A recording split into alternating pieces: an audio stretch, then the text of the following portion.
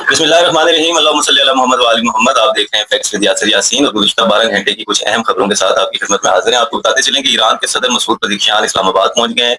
نور Khan air base پر صدر آصف علی زرداری اور نائب وزیر اعظم اسحاق ڈار نے ان کا استقبال کیا۔ اس کے ساتھ آپ کو آگاہ کریں گے امریکہ ایران معاہدے کے حوالے سے ہونے والی جو پیش رفت ہے، اس سے ساتھ آپ کو یہ بھی بتائیں گے کہ امریکی صدر بڑے سخت بیمار ہو گئے ہیں اور یہ دعویٰ کیا ہے ان کی بھتیجی نے۔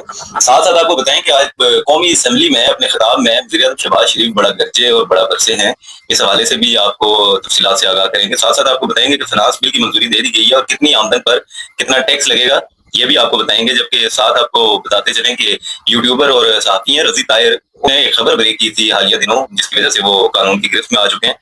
اس کے ساتھ آزاد کشمیر ہائی کورٹ نے ایک فیصلہ جاری کیا ہے کہ تحریک انصاف آزاد کشمیر کو بطور سیاسی جماعت رجسٹر کیا جائے، جبکہ 1 جولائی سے گاڑیوں پر لگنے والے ٹیکس کی تفصیلات سے بھی آپ کو آگاہ کریں گے۔ آپ کو سب سے پہلے بتاتے چلیں کہ ایران کے صدر مسعود پزیشکیان پاکستان پہنچ گئے ہیں اور پاکستان آمد پر صدر آصف علی زرداری اور نائب وزیر اعظم اسحاق ڈار نے نور خان ایئر بیس پر ان کا استقبال کیا۔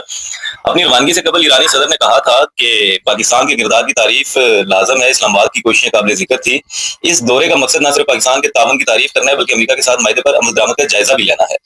تمام شقوں پر بین الاقوامی قوانین اور ایران کے جائز حقوق کے مطابق عمل کیا جائے گا۔ اس کے ساتھ آپ کو بتائیں کہ ایران امریکہ کے جو معاہدہ ہوا ہے اس کے تکنیکی مذاکرات کا جو عمل ہے وہ مکمل ہو گیا ہے۔ جوہری پروگرام اور پابندیوں پر 4 اہم ورکنگ گروپس قائم کر دیے گئے ہیں۔ ورکنگ گروپس کا مقصد دونوں ممالک کے درمیان طے پانے والے ابتدائی فریم ورک کو مؤثر بنانا ہے، جبکہ دوسری طرف امریکی صدر ڈونلڈ ٹرمپ کی بھتیجی ہیں میری ٹرمپ، انہوں نے دعویٰ کیا ہے کہ میرے چچا کی جسمانی اور ذہنی صحت بتدریج خراب ہو رہی ہے اور اس صورتحال کو مزید نظر انداز نہیں کیا جا سکتا، جبکہ ان کے اس بیان کی وائٹ ہاؤس نے تردید کی ہے۔ اس کے ساتھ ساتھ آپ کو بتائیں گے قومی اسمبلی کا کچھ احوال، جہاں وزیر اعظم شہباز شریف نے اپنے خطاب میں کہا کہ سوئٹزرلینڈ میں پاکستان کی میزبانی میں ایران امریکہ معاہدہ ہوا ہے۔ آج امریکہ ایران کے درمیان جنگ بندی پاکستان کی بدولت ممکن ہے۔ ان کا کہنا تھا کہ اگلے 60 روز میں MOU کے مطابق تکنیکی مذاکرات ہوں گے۔ 60 روز بعد امریکہ ایران ایک مستقل عالمی امن معاہدے تک پہنچیں گے۔ 2018 کے الیکشن کی تحقیقات کر لیں، دودھ کا دودھ پانی کا پانی ہو جائے گا۔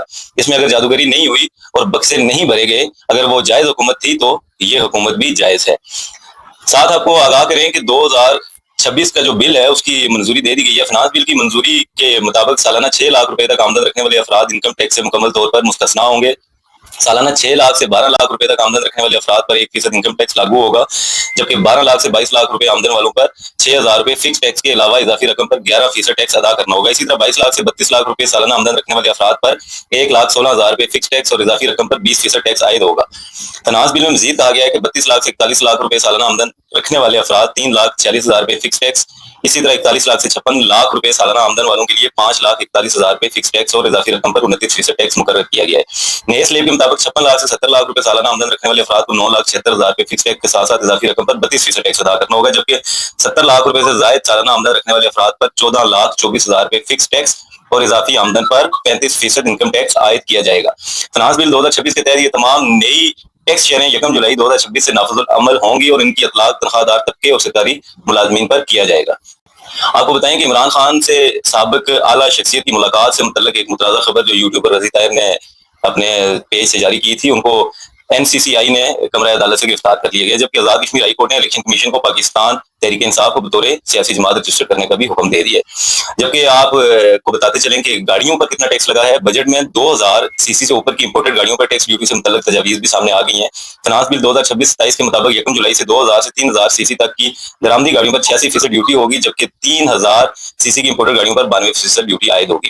1800 cc گاڑیوں پر ڈیوٹی اور ٹیکس 156% سے کم کر کے 74%، 1500 cc سے بڑی گاڑیوں پر ڈیوٹی شرح 91% سے کم کر کے 57%، جبکہ 1000 سے 1500 cc امپورٹڈ گاڑیوں پر ڈیوٹی اور ٹیکس 76% سے کم کر کے 52%، جبکہ 850 cc کی امپورٹڈ گاڑیوں پر ڈیوٹی 66% سے کم کر کے 42% تک لائی جا رہی ہے۔ فنانس بل کے مطابق نئی آٹو پالیسی میں 1800 cc تک گاڑیوں پر اسپیشل ایکسائز ڈیوٹی عائد نہیں کی جا رہی، بڑی الیکٹرک گاڑیوں کی درآمد پر 30 سے 40% کسٹم ڈیوٹی عائد کی جا رہی ہے، جبکہ فنانس بل کے مطابق 1 جولائی سے $75,000 مالیت تک کی درآمدی EV گاڑیوں پر 30% اور $1,10,000 سے زائد مالیت کی EV گاڑیوں پر 40% کسٹم ڈیوٹی عائد کی جائے گی۔